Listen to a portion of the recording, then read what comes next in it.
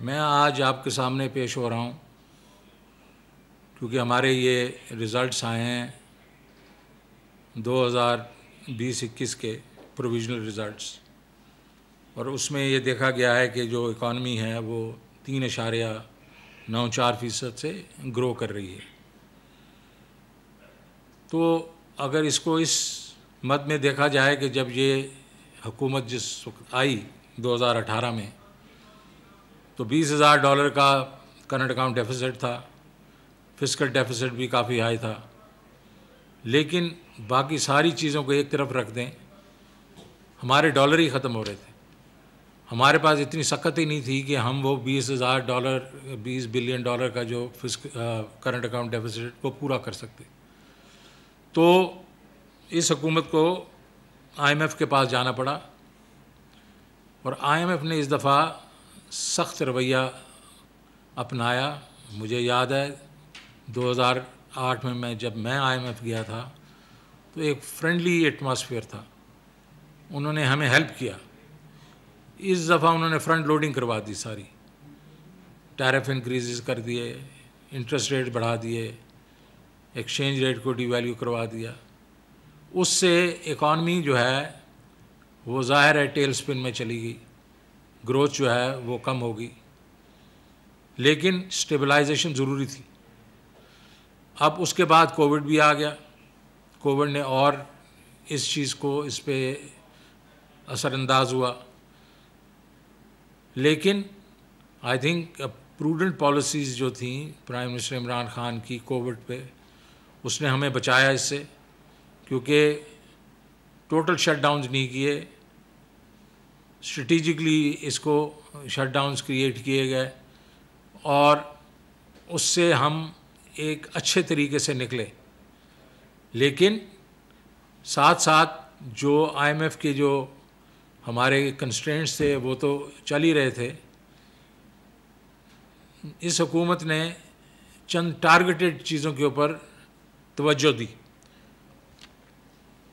और वो ये था कि हाउसिंग के ऊपर तवज्जो दी, एग्रीकल्चर पे तवज्जो दी, जो इंडस्ट्री थी स्पेशली एक्सपोर्ट इंडस्ट्री उस पर तवज्जो दी। तो उससे हुआ ये कि आपकी स्टेबलाइजेशन के साथ साथ एक ग्रोथ भी आना शुरू हो गई है। तो ये 3.94 जिसको लोगों ने कंट्रोवर्शियल बना दिया है वो होना नहीं चाहिए, बिकॉज़ ये एक बड़े शफाफ तरीके से प्लानिंग डिवीज़न ने किया है, फाइनेंस का इसके साथ कोई ताल्लुक़ नहीं है। तो ये एक नंबर है जो कि हमें उम्मीद दिलाता है कि अगर हम अब आगे चलें इसको ग्रोथ की तरफ, तो शायद अगला साल जो है, जो मैं कह रहा था कि 5% हमें ग्रोथ दिखानी चाहिए, वो हो सकती है, और उसके अगले साल 6% प्लस हो सकती है। तो क्या स्ट्रैटेजी है? पहली स्ट्रैटेजी तो मेरे आने से ये हुई कि हमने कोई 12 सेक्टर्स हैं उसकी शॉर्ट टर्म, मीडियम और लॉन्ग टर्म प्लानिंग की है। वो प्लान्स ऑलमोस्ट कंप्लीट हो गए हैं। इस महीने के एंड से पहले हम प्राइम मिनिस्टर को प्रेजेंट कर देंगे।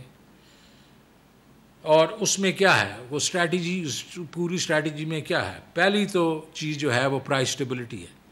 महंगाई जो कि पूरे दुनिया के बीच में बढ़ चुकी है, हर चीज़ आइटम की बढ़ चुकी है, उसका रिफ्लेक्शन हमारे पे भी हो रहा है, क्योंकि हम भी कनेक्टेड हैं। क्योंकि अब हम फूड सरप्लस मुल्क नहीं रह गए, हम फूड डेफिसिट कंट्री हो गए हैं। तो हमें इंपोर्ट करने पड़ेंगे कई चीज़ें, और ये इस हुकूमत की वजह से नहीं हुआ। ये काफ़ी जो अरसे से हमने एग्रीकल्चर के ऊपर तवज्जो नहीं दी, उसकी वजह से हम फूड डेफिसिट कंट्री बन गए। सो प्राइस स्टेबिलिटी के लिए में शुरू में तो हमें एडमिनिस्ट्रेटिव मेजर्स लेने पड़ेंगे। जो लोग होर्डिंग कर रहे हैं, प्रॉफिटेरिंग कर रहे हैं, उनको हमें सख्ती से निपटना पड़ेगा। हम सप्लाइज जो है फूड की सप्लाइज को ज़्यादा करेंगे। लेकिन मीडियम टू लॉन्ग टर्म के बीच में हम जो स्ट्रक्चर्स क्रिएट करेंगे, commodity warehousing, cold storages, और किसान की जो अपनी प्रोड्यूस है चाहेंगे कि वो खुद आके मंडियों पे आके बेचें, ताकि एक प्राइस स्टेबिलिटी आए। और तवज्जो होनी चाहिए एग्रीकल्चर में ताकि प्रोडक्शन भी ज़्यादा हो। तो ये जो है ये हमारा मीडियम लॉन्ग टर्म है, लेकिन शॉर्ट टर्म में हम इसको एडमिनिस्ट्रेटिवली टैकल करेंगे और हम स्ट्रेटेजिक रिजर्व्स क्रिएट के टैकल करेंगे। जहाँ जहाँ लोगों ने ज़्यादा प्रॉफिट बनाए हम फ्लड कर देंगे उसको। दूसरा हमारा जो फोकस होगा वो है ग्रोथ, कि हमने इकॉनमी को ग्रो करना है। इकॉनमी की ग्रोथ ज़्यादा होगी, उसमें सारी चीज़ें जो हैं, एम्प्लॉयमेंट भी होती है, उसके बीच में रेवेन्यूज़ भी होते हैं, उसकी वजह से मतलब लोगों की इनकम्स भी बेहतर होती हैं। अब इसमें दुनिया के बीच में एक फ़िलासफ़ी थी ट्रिकल डाउन इफ़ेक्ट, जो हम अभी तक फॉलो कर रहे थे कि ऊपर से आपने इकॉनमी को ठीक किया, वो उसके जो बेनिफिट्स हैं वो आहिस्ता आहिस्ता गरीब आदमी तक आए। लेकिन हमारी जो इकॉनमी जो ज़्यादा देर तक सस्टेनेबल रहती नहीं है ग्रोथ, तो वो 5-6 साल के बाद फिर लोग जो है वापस गिर जाते हैं। तो इस दफ़ा हमने ये इस पे ट्रिकल डाउन पे सिर्फ इन्हिसार नहीं करना, हमने बॉटम्स अप भी करना है। वो हमारे 4 से 6 मिलियन हाउस होल्ड जो नीचे वाले हैं, उन बेचारों का क्या कसूर है? क्या वो पाकिस्तान के बाशिंदे नहीं हैं? क्या उनको हक नहीं पहुँचता? उनके पास भी एक छत होनी चाहिए, उनके पास भी रोज़गार होनी चाहिए, उनके बच्चे भी तालीम होनी चाहिए और सेहत उनके लिए हम उनका ख्याल रखें। तो हम एक प्राइम मिनिस्टर इमरान खान ये एक मेजर इनिशिएटिव अभी करने जा रहे हैं, जिसके बीच में ट्रिकल डाउन के ऊपर तो हम काम कर रहे हैं। एग्रीकल्चर पे काम करेंगे, इंडस्ट्री पे काम करेंगे, एक्सपोर्ट्स पे काम करेंगे, हाउसिंग पे काम करेंगे, इन सब चीज़ों पे काम करेंगे, लेकिन बॉटम्स अप भी करेंगे। हम आम आदमी के लिए भी स्कीम्स लेके आएंगे जहाँ उनकी रोज़गार हो, उनके पास मतलब, और जहाँ हमें एग्रीकल्चर में गरीब किसान के लिए इंटरेस्ट फ्री लोन देना पड़े वो भी हम देंगे। सो वो एक मेजर रेवोल्यूशन होगा जो हम लेके आ रहे हैं। उसके बाद आप देखेंगे कि हमारी, जिस तरह मैंने कहा कि जो प्रोडक्टिव सेक्टर्स हैं उसके ऊपर हम तवज्जो देंगे ताकि एग्रीकल्चर में सरप्लस फूड क्रिएट करें, इंडस्ट्री के उसको कम्पिटिटिव बनाएं ताकि इंपोर्ट्स कम हों, एक्सपोर्ट्स ज़्यादा हों। और मैं आपको ये भी बता रहा हूँ, और ये आप देख लें हमारी हिस्ट्री की, जब भी हमारा क्राइसिस आया वो इसलिए आया कि हमारे पास डॉलर कम हो गए हैं, डॉलर ख़त्म हो जाते हैं। वो क्यों? क्योंकि हम ग्रोथ करते हैं। जब ग्रोथ करते हैं तो इंपोर्ट्स बढ़ती हैं, कंजम्पशन बढ़ती है, हमारी एक्सपोर्ट्स उसको साथ वो नहीं कर सकती, पेश नहीं कर सकती। तो क्या होता है? डॉलर कम हो जाते हैं और फिर हम एक क्राइसिस में चले जाते, फिर IMF के पास चले जाते हैं। तो इस दफ़ा हमें ये ज़रूरी करना है कि एक्सपोर्ट्स एक्सपोर्ट्स एक्सपोर्ट्स, और ये जो है इस वक्त तक जो हमें ज़ाहिर है हम लोगों ने जो एक्सपोर्ट बढ़ रही हैं, लेकिन और बढ़ाना है हमने। हमारी रेमिटेंसेस ने हमें इस वक्त तक सहारा दिया हुआ है, और ये मैं कहूँगा यकदम ये रेमिटेंसेस क्यों बढ़ना शुरू हो गई हैं, ये FATF का भी एक वजह है और कोविड की भी वजह है, लेकिन एक सबसे बड़ी वजह यह है कि overseas Pakistanis love Imran Khan. वो इमरान खान की वजह से पैसे ज़्यादा से ज़्यादा भेज रहे हैं। चले, वो एक हमारे लिए इस वक्त तो हमें उसने संभाला है, लेकिन हमने एवेंचुअली एक्सपोर्ट्स बढ़ाने हैं, हाउसिंग को हमने करना है। क्या वजह है कि पाकिस्तान की मॉर्गेजेस जो हैं वो 0.25% ऑफ GDP हैं, और थाईलैंड 26 है, हिंदुस्तान 10 है, और मलेशिया 36 है। क्यों? तो हमें वो बढ़ाना है क्योंकि हर आदमी को हमने घर देना है।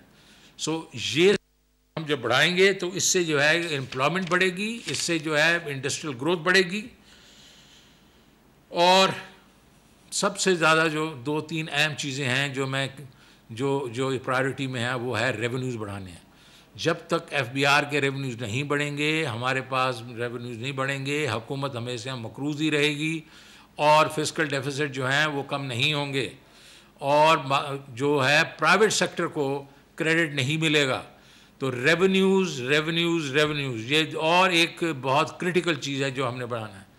फिर फाइनेंशियल सेक्टर में हमारा ख्याल है कि हमारा बैंकिंग सेक्टर बहुत एफिशिएंट है। अगर बहुत एफिशिएंट है तो ये क्या वजह है कि हमारी इस वक्त जो मनी सर्कुलेशन है, जो पैसे जो बैंकों में नहीं हैं वो 42% है।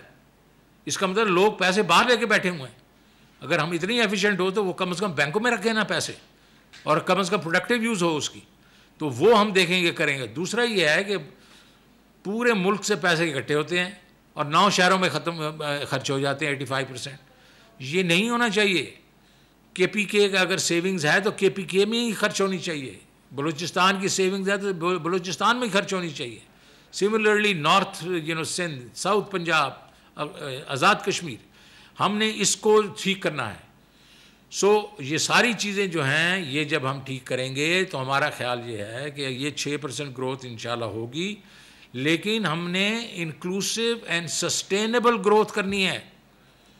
सबके लिए ग्रोथ होनी चाहिए, गरीब के लिए, मिडिल क्लास के लिए, अमीर के लिए एक जैसी ग्रोथ होनी चाहिए। और ये उस वक्त होगी जब हम ये फंडामेंटल अपने जो हमारे जो फॉल्ट लाइंस हैं इसको ठीक नहीं करेंगे। ये हुकूमत पहली दफ़ा बहुत अरसे के बाद जब से प्लानिंग कमीशन टूटा 60s का, अर्ली 70s में, उसके बाद ये एक बड़ी प्लानिंग एक्सरसाइज कर रही है, फोकस्ड है और उस पर अमल करेगी। शुक्रिया।